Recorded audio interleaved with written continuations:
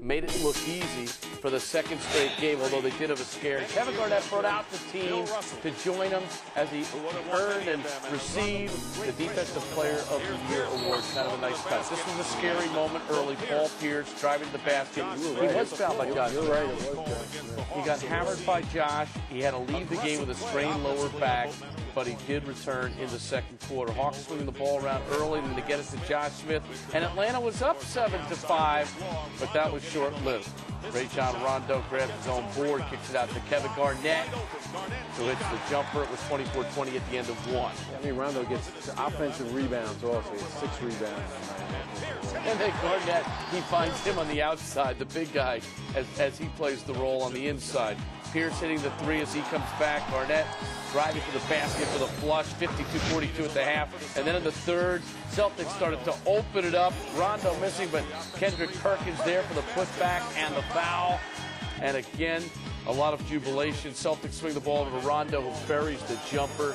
He's everywhere in these highlights, isn't he, Pete? Yeah, that's because he just expanded across that stat sheet.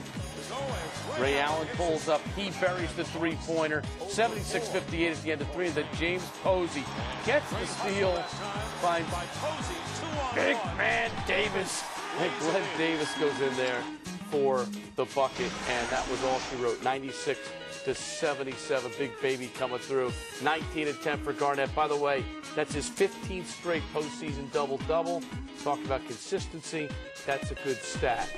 And when it was all over, Kevin Garnett talked to TNT Cheryl Miller about the energy of the home crowd.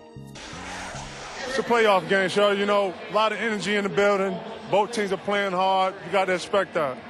You know, you said all along that, you know what, that you and Paul and Ray may be the face of this team, but Rajon has been the general of the team. Talk about his play in the last 2 games. You know, when you and I was talking, I told you that, you know, it starts with our point guard. He comes in, he picks up full court. You know, you can see the maturity, you know, as the years went, how he's taking over this team. You know, he demands respect. He gets it in return. And, I mean, the kid ain't the best player in the league by 5 or 6 years behind Chris Paul and some of these other great point guards we got.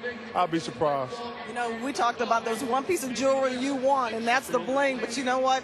You're a defensive player of the year. How important was that to receive the award with your teammates? I mean, it's important. Anytime you win an award in this league, the players we got could have went to anybody.